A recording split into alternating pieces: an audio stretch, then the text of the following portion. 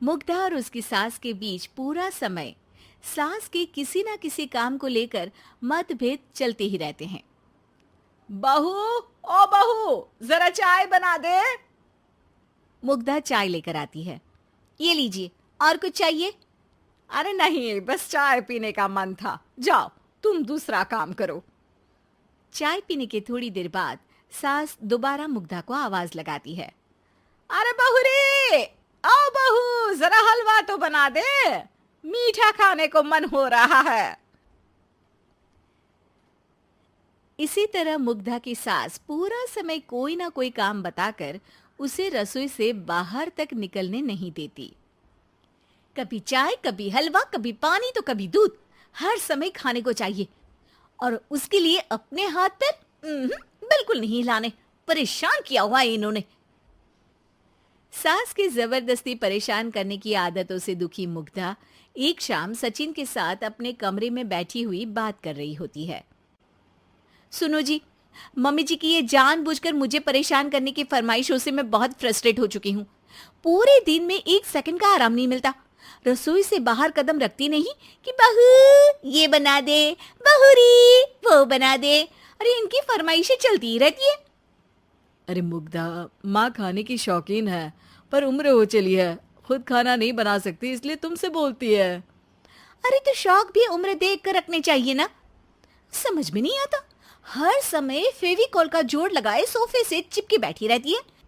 इतना सब डाइजेस्ट कैसे हो जाता है उन्हें? अरे तुम मेरी माँ से इतनी नफरत कैसे कर सकती हो? मैं उनसे नफरत नहीं करती जी, बस परेशान हूँ।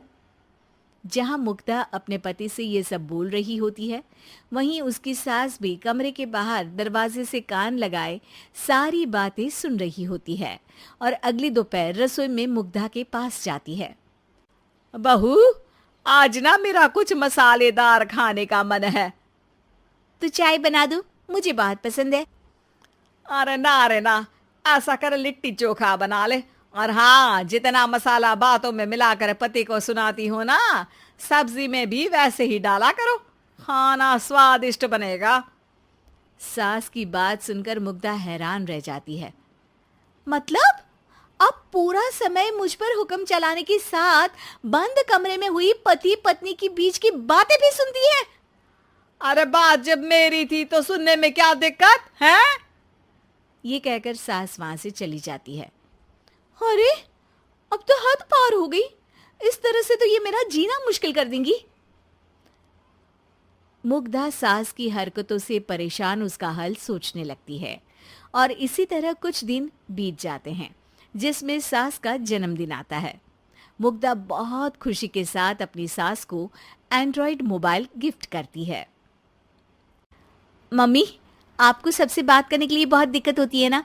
कभी सचिन तो कभी मुझे बोलना पड़ता है, पर इस मोबाइल से आपको कोई दिक्कत नहीं होगी। एक जगह बैठे बैठे बहुत कुछ कर सकती हैं अब आप। मोबाइल देख सासू माँ खुश हो जाती है, पर उसे इस्तेमाल करना तो आता नहीं, इसलिए साइड में रख देती है। जिसे देख मुग्धा घर का सारा काम छोड़ मोबाइल सेट कर सास को इस्तेमाल करना सिखाने लगती है, जिसके बाद अब सास पूरा समय मोबाइल में ही लगी रहती है। हाय, जब से मम्मी को मोबाइल मिला है मेरी लाइफ में कितनी शांति आई है। अच्छा है, इसी तरह बिजी रहे तो मैं भी सुकून की जिंदगी जी पाऊंगी। अब मुग्धा जब मन करे काम करना, जैसा चाहे वैसा खाना बनाकर खाना, पूरा समय रिलैक्स और खुश रहने लगती है। क्या बात है, आजकल तुम बहुत चहक रही हो। अरे मम्मी जी से छुटकारा जो मिला है, अब ना फरमाइशें ना छुप छुप कर बातें सुनना। अच्छा, तो मोबाइल गिफ्ट करने की ये स्कीम थी। इसी तरह दिन बीतते हैं और अब मोबाइल पर लगी सास फरमाइशों की जगह सवालों के लिए बहू को आवाजें लगाना शुरू कर देती है। अरे बहू, सुन तो, देख जरा किसी का फोन क्यों नहीं मिल रहा? रिचार्ज खत्म हो गया है, पर अभी 4 दिन पहले ही तो मैंने किया था। इतनी जल्दी कैसे खत्म हो गया? अरे मैंने कल तेरी कनाडा वाली मौसी सास से 3 घंटे बात की थी ना। क्या? इतना महंगा तो मोबाइल भी नहीं आया जितना महंगा इसका रिचार्ज पड़ रहा है। इसके बाद तो जैसे मुग्धा के दिन के 24 घंटे में से 20 घंटे सास के पास उनके मोबाइल रिलेटेड प्रॉब्लम सॉल्व करने की ड्यूटी ही बन जाती है। अरे मुग्धा, ये मोबाइल में अचानक तेरी मौसी सास की शक्ल क्यों दिखने लगी? और ये तो हिल भी रही है। मम्मी, ये गूगल डुओ का वीडियो कॉल है। इसमें आप बात करने के साथ एक दूसरे की शक्ल भी देख सकती हो।